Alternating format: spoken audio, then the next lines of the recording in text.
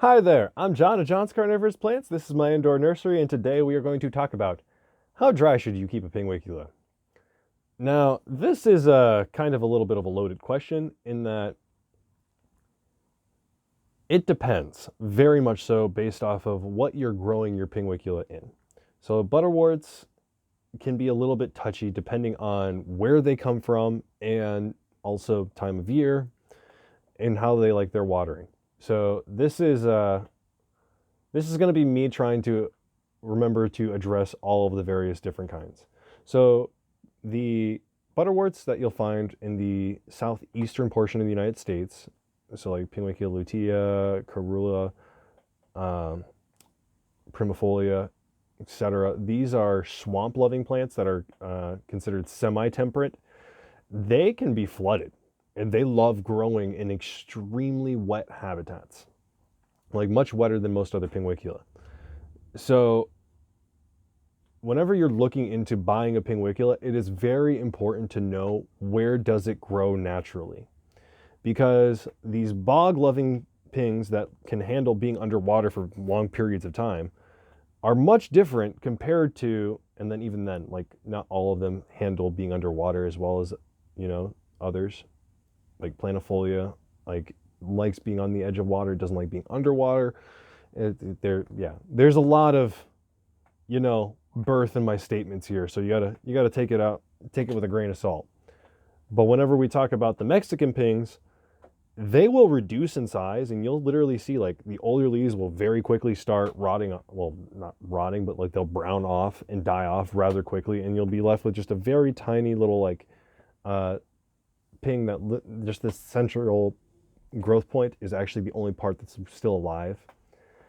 Now, it's kind of like a reverse Browning heart syndrome. So this is how you can tell, like, oh, your difference between Browning heart and overwatering is that Browning heart starts from the center, works its way out, whereas, because as the whole disease, is called Browning heart, and it's mainly caused by nematodes, versus overwatering your Pinguicula, it'll start from the outside, work its way in and reduce as it's experiencing edema, I think is what it's called, where the water pressure is building up in the cells and literally causing the cells to be destroyed.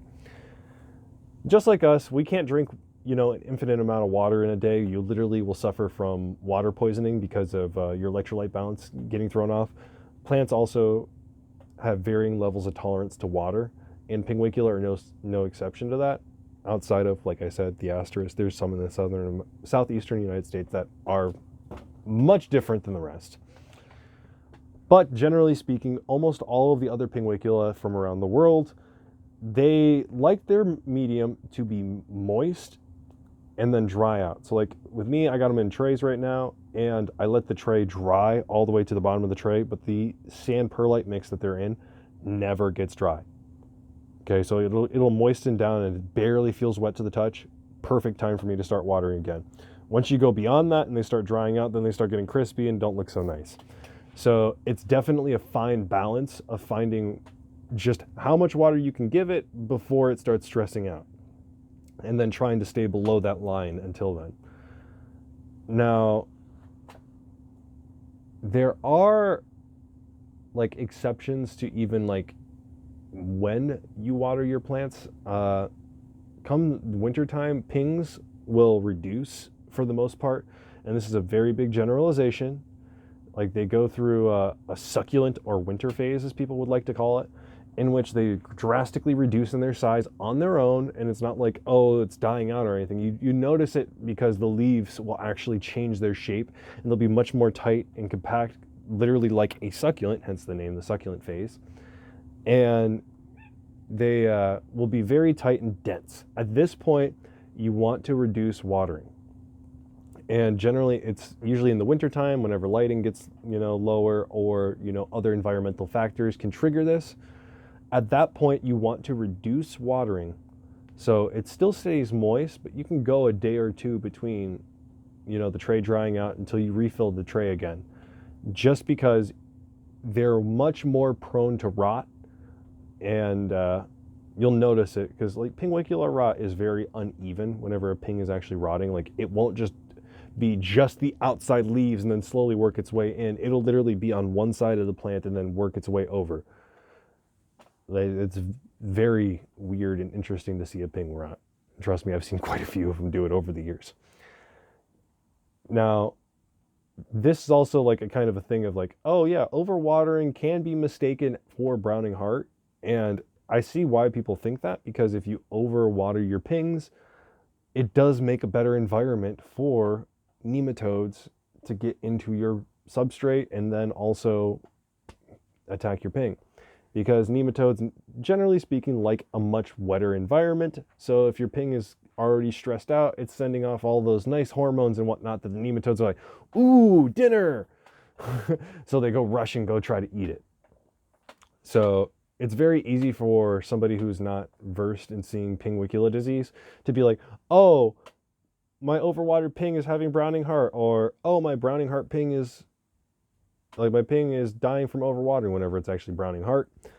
So just note that if it's coming from the center, working its way out, browning heart. If it's working its way from the outside in, more than likely overwatering. If it's like a wedge shape, you know, starting from one outside leaf, and you'll notice like it'll be like one leaf in particular and then start moving as like kind of like a wedge around the rosette. That typically is you know, just general rot. And that's most likely seen during the succulent phase. So with that in mind, you have a good period of time of warning if you are overwatering a ping to correct it.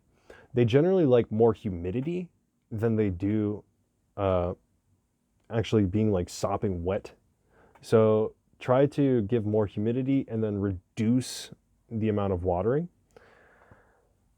And even right now, like I got my pings, it's 60% humidity in here, and lowest it's getting is 50, just to give you an idea of a humidity range.